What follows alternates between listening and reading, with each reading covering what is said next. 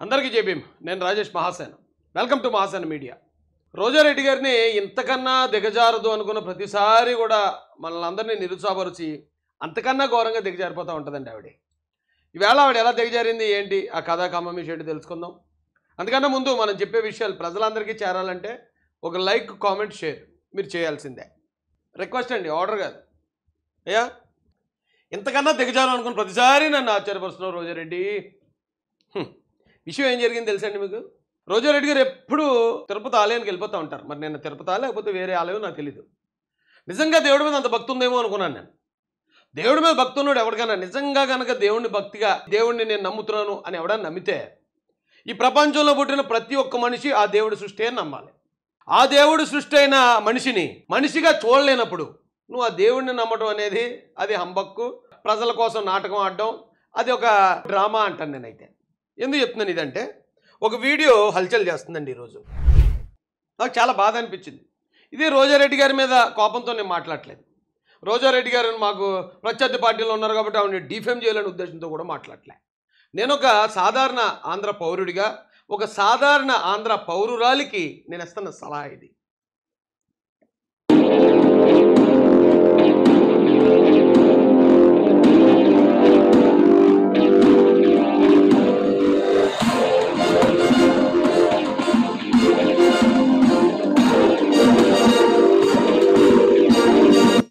రోజా గారు ఎవరో అక్కడ ఉన్న పారిశుద్ధ్య కార్మికులు, మా అక్క మా చెల్లి ఇద్దరు వచ్చారు అక్కడికి.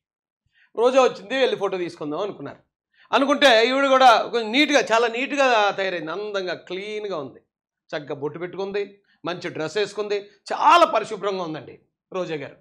ఆవిడ వాళ్ళు నించుని ఉన్నారు. నించుని ఉంటే పాపం వీళ్ళిద్దరు అక్క చెల్లి ఉన్నారు కదా, వచ్చేసి రోజా గారు వచ్చారు, ఫోటో తీసుకుందాం వాళ్ళ దగ్గరికి వస్తుంటే రోజా గారు ఒక సైక్ చేశారండి.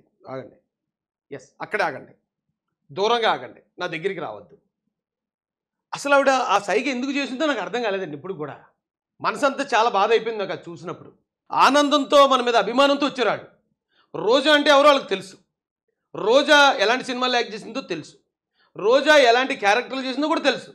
అయినా కూడా ఏమాత్రం అసహించుకోకుండా, ఏమాత్రం అవును ఈవిడ ఫలానా క్యారెక్టర్లు ఇలా చేసింది కదా అని చిరాకు చూపించకుండా వాళ్ళు ఎంత ప్లెయిన్గా వచ్చారండి. వాళ్ళంత అభిమానంగా ప్లెయిన్గా వచ్చారు. వాళ్ళు ఏమీ అసహించుకోలేదు ఈవిడ ప్రొఫెషన్ని. కానీ ఈవిడ వాళ్ళ ప్రొఫెషన్ని అసహించుకుందండి. అంటే వాళ్ళు పారిశుద్ధ్య కార్మికులు, వాళ్ళు అక్కడ శుభ్రం చేస్తూ ఉంటారు కాబట్టి వీళ్ళు పారిశుద్ధ్య కార్మికులు కాబట్టి వీళ్ళని మనం ముట్టుకోకూడదు. ఎందుకంటే వాళ్ళు ఎక్కువ ఆ మురికితో ఉంటారు కాబట్టి, ఆ మురికిని క్లీన్ చేస్తూ ఉంటారు కాబట్టి మనం వాళ్ళని టచ్ చేయకూడదు. నిజం చెప్పాలంటే అండి, అక్కడికి వచ్చిన పారిశుద్ధ్య కార్మికులైన అక్క చెల్లి దేవుణ్ణి, దేవుడి పరిసరాలని శుభ్రం చేస్తున్నారు. వాళ్ళు ఎంత గొప్పలు ఆలోచించండి. ఈవిడ ఆ దేవుణ్ణి అడ్డుపెట్టుకుని రాజకీయం చేయడానికో, లేదా ఆ దేవుణ్ణి గొంతెమ్మ కోరికలు కోరడానికో ఈవిడ ఉన్న ఈ 90 కేజీల్లో 100 కేజీల శరీరాన్ని మాత్రం శుభ్రం చేసుకుంది. తనకు తానుగా శుభ్రం చేసుకుని దేవుడి దగ్గరికి వచ్చేసింది. దేవుడి పరిసరం ఈవిడ నడుచుకుంటూ వచ్చినప్పుడు ఆ పరిసరాలన్నీ చాలా క్లీన్గా ఉంటాయి. ఎక్కడ ఏ స్మెల్ లేకుండా, ఏ మట్టి మురికి లేకుండా చాలా క్లీన్గా ఉంటాయి. అవన్నీ ఈవిడికి తెలియదు, కానీ అవన్నీ శుభ్రం చేసింది ఆ పారిశుద్ధ్య కార్మికులు. ఒకవేళ దేవుడు నిజంగా వీళ్ళిద్దరిలో మీరు ఎవరిని ఎక్కువ ఇష్టపడతారండి అని దేవుడిని డైరెక్ట్గా కనుక మనం అడిగితే, నా పరిసరాలను శుభ్రం చేసిన ఏళ్ళని ఇష్టపడతాను. ఈ రోజా అనే మనిషి తనను తాను శుభ్రపరచుకుంటుంది, పైనే శుభ్రపరచుకుంటుంది తప్ప ఈవిడ మనసంతా కుళ్ళుతో నిండిపోయి ఉంటుంది.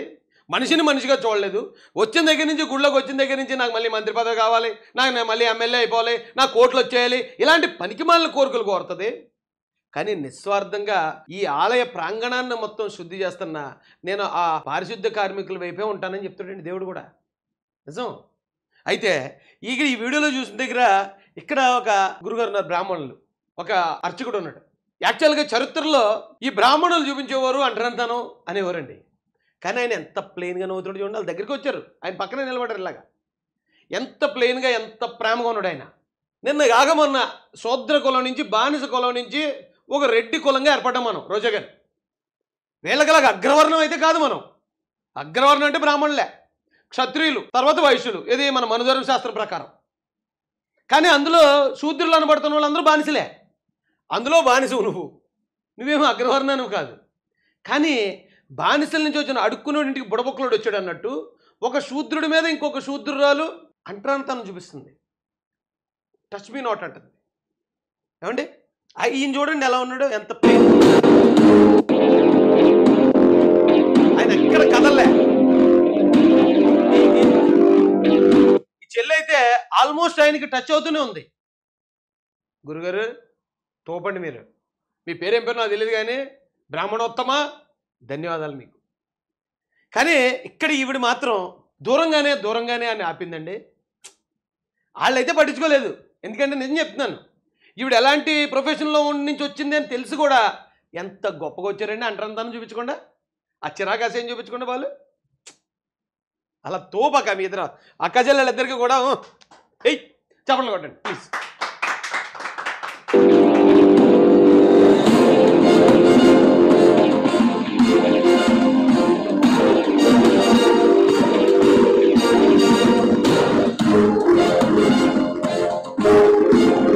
అదండి నాకు బాధేసిందండి. బాధేసి ఏంటి ఎందుకు చూపించింది ఈవిడ ఇంత ఎలాగంటే వాళ్ళు చేస్తున్న పని ప్రొఫెషన్ నిజమా, వాళ్ళ ప్రొఫెషన్ నిజంగా అంత నీచమైందండి. ఎందుకు చెప్తున్నానంటే అండి, మనకు కరోనా వచ్చింది. కరోనా వచ్చినప్పుడు ఈ పరిసరాలు శుభ్రంగా లేకపోతే అది ఇంకా వ్యాపిస్తుంది. ఎవడన్నా బయటికి రావడానికి అల్లిపోయేవారు, భయభ్రాంతులకు గురయ్యేవారు. మా రోజుకైతే అసలు బయటికే వచ్చి ఉండదు, లోపల కూర్చొని ఉంటుంది, లోపలే తినేసి లోపలే మాస్క్ పెట్టుకుని లోపలే నిద్ర ఉంటుంది, ఏది ఇంటి లోపల. కానీ ఆవిడ బయట పరిసరాలన్నీ కూడా ప్రాణాలకు తెగించి మాస్కులు పెట్టుకుని ప్రాణాలకు తెగించి వేసారండి వీళ్ళు.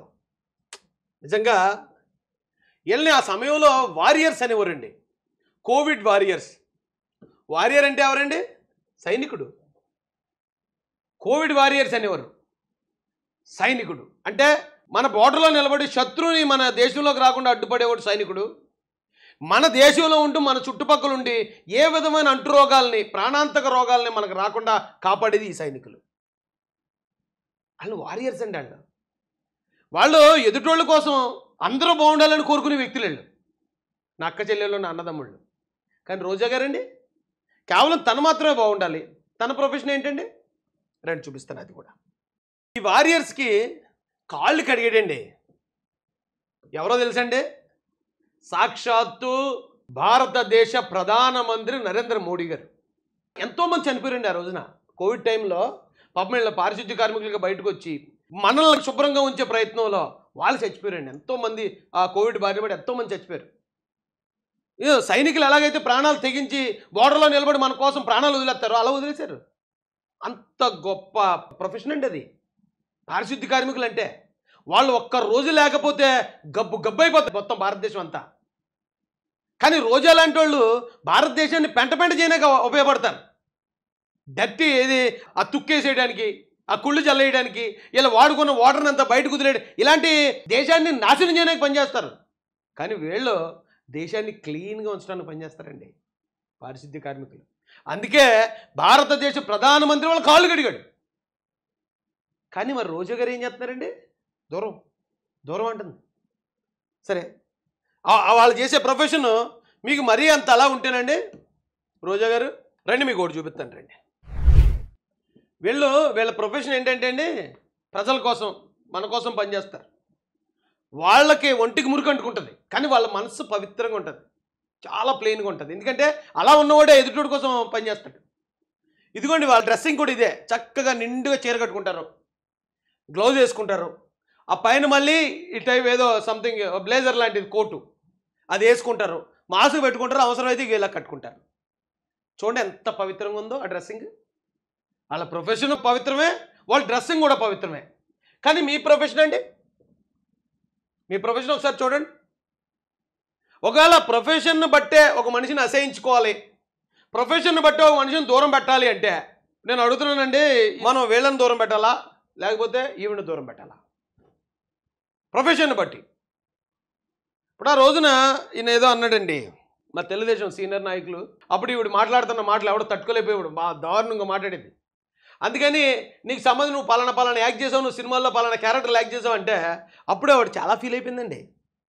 చాలా ఫీల్ అయిపోయి ఏడుస్తూ ఒక వీడియో మాట్లాడిందండి. అప్పుడు ఏదైనా మాట్లాడితే సినిమా వాళ్ళు మీ పార్టీ పెట్టింది ఎవరో మా ఎన్టీఆర్ గారు. ఆ ఎన్టీఆర్ గారు పెట్టిన పార్టీలో ఉంటూ సినిమా వాళ్ళని చులకనగా మాట్లాడటం, ఈ రోజు కాదు, నేను అపోజిషన్లో లీడర్గా ఉన్నప్పటి నుంచి నా క్యారెక్టర్ని ఏ విధంగా నీచంగా మాట్లాడారో ఈ రాష్ట్ర ప్రజలందరూ కూడా గమనిస్తున్నారు.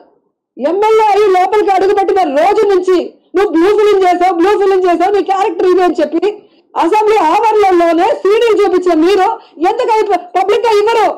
ఈరోజు సుప్రీంకోర్టులో ఆర్డర్ ఇచ్చినాయి ఆడదానికి నచ్చినట్టు బతకమని. మీరెవరు అడగటానికి? అలాగమ్మా, అలాగే నచ్చినట్టు బతకమన్నారు కానమ్మా, నచ్చినట్టు ఎవరిని పడితే వాళ్ళ మీద ఏది పడితే అది వాగొద్దు అన్నారమ్మా.